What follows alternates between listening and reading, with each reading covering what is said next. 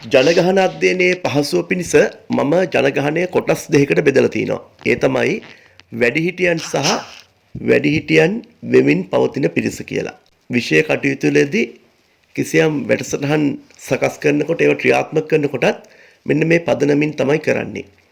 ඒ කියන්නේ වැඩිහිටියන් වෙලා තිබෙන පිරිසට, ඒ කියන්නේ 60ට වැඩි පිරිසට සුබසාධනය සහ ඔවුන්ගේ අයිතිවාසිකම් ඉෂ්ට කරමින් ඔවුන්ට සුවය සපිරි අභිමානවත් වැඩිහිටි ජීවිතයක් ගත කරන්න අවස්ථාව සලසලා දෙන ගමන් මේ වැඩිහිටියන් වෙමින් පවතින පිරිස ඉන්නවානේ.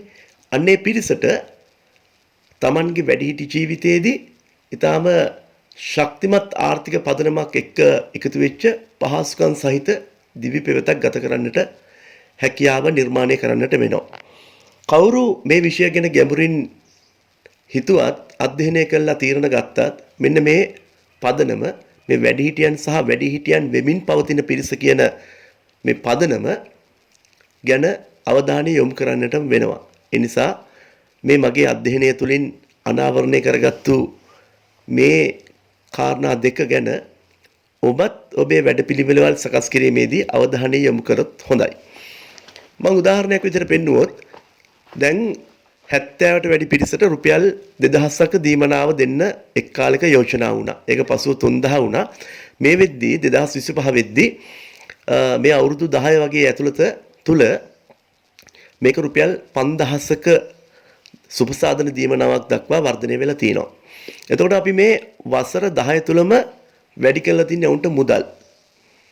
අපිට හැකියාව තියෙනවා නම් ඉදිරියේදී තීරණ ගැනීමේදී මේ පහසුකම් සපයන්නට ඕනි, සුබසාධන ඉෂ්ට කරන්න ඕනි සහ අයිතිවාසිකම් නිර්මාණය කරලා දෙන්න ඕනේ කියන වැඩිහිටි පිරිසට මේ මුදලේ අනුපාතය වැඩි වෙනවාට සාපේක්ෂව පහසුකම් අතින් සම්පාදනය කරන්න. දැන් උදාහරණයක් කිව්වොත් වැඩිහිටියන් වැඩියෙන්ම බොහෝ පිරිසක් රෝහල් වලට යනවා, ආයුර්වේද මධ්‍යස්ථාන වලට යනවා.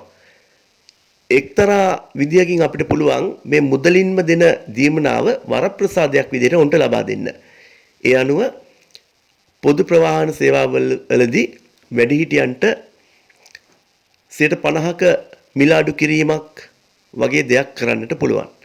එහෙම නැත්නම් ඔවුන් මේ රජයේ රෝහල් වල ආයුර්වේද වෛද්‍ය මධ්‍යස්ථානවල බෙහෙත් ගන්න ගිහිල්ලා පැය ගාණක් වන රස්තියාදුව වළකන්න ඒවයි පහසුකම් වැඩි කිරීම, ඒවයි පිරිස වැඩි කිරීම, ඒවට තියෙන මුදල්මය ප්‍රතිපාදන වෙන් කිරීම මේ ආදී දේවල් කරොත් මේ වැඩිහිටියන්ට නොඑක් ආකාරයක පහසුකම් සංවර්ධනය කරන්න පුළුවන් වෙනවා. මේකට මුදල් ඕන වෙනවා. ඒ නිසා මේකට ඊටාම හොඳ ශක්තිමත් වැඩපිළිවෙලක් තිබුණා. මේ රුපියල් 2000ක දීමනාව දෙන කාලෙත් රුපියල් 100ක් කපලා ලොකු අරමුදලක් හදලා තිනවා. ඒක තමයි ලංකාවේ මේ වසර 10 තුල හැදීගෙන ආපු මේ ලංකාවටම ප්‍රයෝජනයක් ගත හැකි වැඩිහිටි සුබසාධන අරමුදල. දැන් වෙන රටවල්වත් තියෙන ජපානය ගත්තත් social security fund කියලා සමාජ ආරක්ෂණ අරමුදල අපිට බොහෝම පහසුවෙන් තවදුරටත් මේ දෙන ආධාර මුදලින් රුපියල් 100ක්. ඒක වැඩි වෙන්න ඕනෙත් නැහැ. නැත්නම් මුදලට සාපේක්ෂව වැඩි කරගන්න ඕන රුපියල් 200ක් කරන්නත් පුළුවන්. මෙන්න මේ අරමුදල සංවර්ධනය කරොත් මේ ලැබෙන පොලි අනුපාතයෙන් මේ වේදම් කරන්න පුළුවන් පහසු අරමුදල නිසා මේ පහසුකම් ටික උන්ට නිර්මාණය කරන්න පුළුවන් වෙනවා. මෙන්න මේ කණ්ඩායම් දෙක ගැන අවධානය යොමු කරන්න වැඩිහිටියන් සහ වැඩිහිටියන් වෙමින් පවතින පිරිස. මොකද මම ඔබෙන් එහෙම ඉල්ලන්නේ මේ වැඩිහිටියන් වෙමින් පවතින පිරිසට මම කතරගම ප්‍රදේශයේ මගේ මේ කොට්ටාශය තුල හඳුන්වලා දීලා තිනවා මේ වැඩිහිටියන් වෙමින් පවතින පිරිසට ශක්තිමත් වැඩසටහන් කිහිපයක් හඳුන්වලා දීලා තිනවා. ඒ අතරින් ශක්තිමත්ම වැඩසටහනක් තමයි දිටුපුරවැසි අඹාපනායන ගම්මානය. කතරගම ප්‍රදේශයේ ඒ වැඩිහිටි ජනතාව කරගෙන යන ඒ සාර්ථක අඹ වගාව පිළිබඳවයි. කෘෂිකර්මාන්තයේ යෙදී සිටින බොහෝ පිරිසකට පවතින ගැටලුවක් වන්නේ මහලු වන විට ඔවුන්ට කෘෂිකර්මාන්තයේ නිරත වීමට නොහැකි වීමත් සමග ඔවුන්ට ස්ථිර ආදායම් මාර්ගයක් නොමැති වීමයි. අපි මෙහිදී අපේක්ෂා කළේ වර්තමානයේදී තරුණයන් වන අනාගතයේදී වැඩිහිටියන් වෙමින් පවතින වර්තමාන ප්‍රජාව ඉලක්ක කරගැනීමෙන් තමයි ඔවුන්ට ස්ථාවර සාර්ථක ආදායම් මාර්ගයක් හදලා දෙන්න තමයි මේ ව්‍යාපෘතිය අරමුණ බවට පත් වුණේ. මේ වෙද්දී ඒ අඹපැල 12475ක ප්‍රමාණයේ අඹ ඇස්සන්න ලැබෙමින් පවතිනවා. ඒ නිසා එදා අපි අපේක්ෂා කරපු මේ කතරගම අඹ අවශ්‍යතාවයේ කතරගමින්ම සපුරා ගැනීමේ ඉලක්කය පහසුවෙන්ම සාර්ථකව ජය ගැනීමේ හැකියාව අපට ලැබිලා තියෙනවා. මෙන්න මේ දෙන්නගෙම උත්සාහයත් මේකට බලපෑවා. මේ ව්‍යාපෘතිය තුලින් මේ වන විට ආදායම් ලැබෙනවා. ඒවා විශාල ආදායමක්.